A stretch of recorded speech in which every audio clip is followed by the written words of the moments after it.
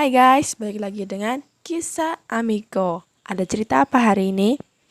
Jadi hari ini aku mau cerita tentang kejamnya ibu tiri. Kita semua tahu ya kalau ibu tiri itu kejam, entah kenapa gitu. Kok bisa kejam banget terutama sama anak tirinya. Selama aku hidup nih, selama ini aku belum pernah satu kali pun ngelihat ibu tiri itu yang baik ke anak tirinya. Semuanya itu jahat. Jadi gini ceritanya, ini aku pakai nama samaran ya, namanya Jumi. Jadi Jumi ini lagi hamil 7 bulan, udah besar gitu kan. Terus dia berpikir untuk pengen lahiran di kampung halaman sama bapaknya lah, sama orang tuanya gitu kan. Bapaknya juga bilang, mendingan kamu lahiran di kampung aja biar ada yang ngurusin kamu waktu kamu melahirkan, suami kamu di situ biar dia fokus kerja gitu kan. Jadinya ya si Jumi nurut aja, dia pulang kampung ke rumah ibu tirinya. Jadi dulu ibu kandung Jumi itu kena penyakit mah kronis yang akhirnya nggak ketolong dan meninggal. Setelah itu bapak Jumi ini nikah lagi sama ibu tirinya yang sekarang. Setelah menikah, rumah Jumi itu dijual sama bapaknya dan mereka tinggal di rumah ibu tirinya itu kan. Jadi sekarang Jumi sama saudara-saudaranya tuh pulang ke rumah ibu tirinya. Ibu tirinya punya 4 anak. Yang 3 udah berkeluarga, masih 1 yang tinggal di rumah itu juga.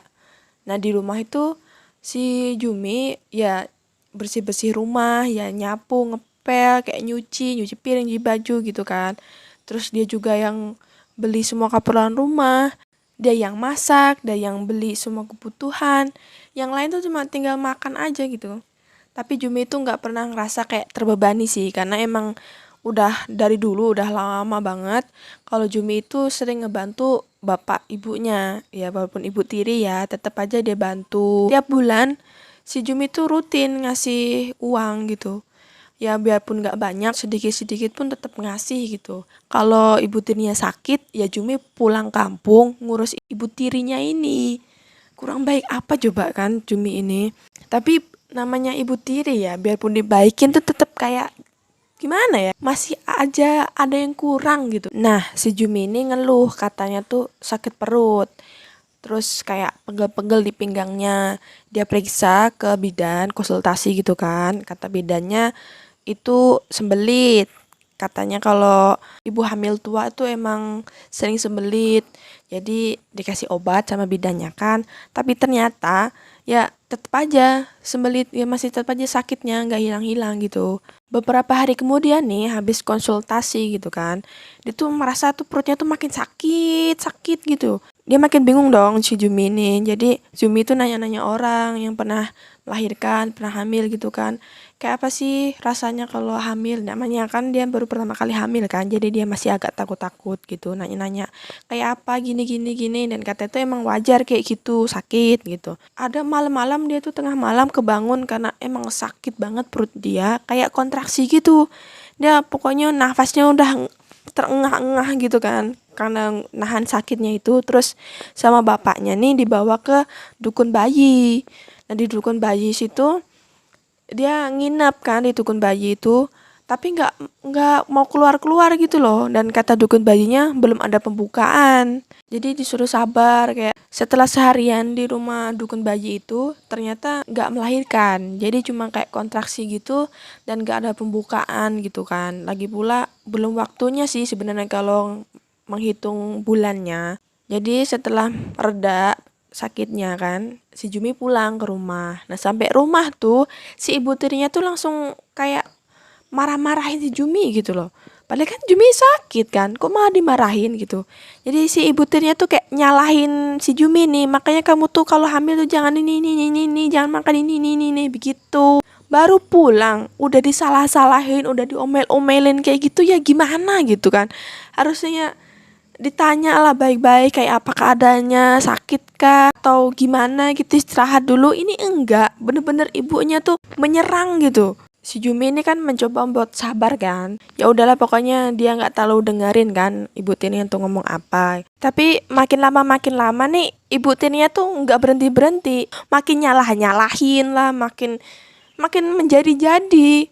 Ya Jumi lama-lama emosi lah ya, udah tiap hari disalah-salahin gitu. Mau makan aja si Jumi itu diomelin sama ibu tirinya. Ada mau keluar rumah itu juga diomelin, makanya kamu tuh keluar ini begini, makanya kamu tuh kontraksi nggak bisa keluar bayinya dan segala macam omongan dia tuh bikin emosi gitu kan. Dan makin lama si Jumi ini makin nggak tahan kan sama dengerin ocehan-ocehan ibu tirinya nih. Akhirnya dia tuh meledak, meluapkan emosinya. Dia langsung ngebales omongan ibu tirinya. Ibu tirinya ngomong apa dia balas, ibu tirinya ngomong apa dia balas gitu kan. Makin panas, makin membara gitu kan perdebatan mereka nih. Ibu tirinya ngomong gini, pergi aja kamu dari sini, gak usah tinggal di rumah ini lagi. Kamu dibilangin gak nurut. Ya Jumi sakit hati dong dibilangin kayak gitu. Terus dia langsung jawab, ya udah aku pergi aja dari sini. Ngapain juga aku tinggal di sini gak dihargai. Akhirnya si Jumi pergi dari rumah situ kan sambil dia tuh nangis gitu. Jumi mikir kan dia harus kemana, dia harus tinggal di mana gitu. Dia nanya sama tetangga-tetangga, adakah kosan yang kosong yang bisa ditempatin gitu. Terus tetangga-tetangganya nih nyarikan kos-kosan buat si Jumi. Tapi si Jumi masih bingung lagi. Kayak apa dia di kosan situ? Dia kan nggak punya apa-apa. Dia nggak bawa apa-apa. Dia cuma bawa baju-baju aja kan. Kayak apa dia tidurnya, kayak apa dia masaknya, dia masih bingung juga. Namanya orang baik ya, pasti dapat kebaikan juga. Jadi dia dikasih kasur sama tetangganya, dikasih kompor, dikasih panci, dikasih beras, dikasih lauk pauk sama tetangga-tetangganya. Itulah kalau kita tuh baik sama orang, kita tuh pasti akan dapat balasan yang baik juga.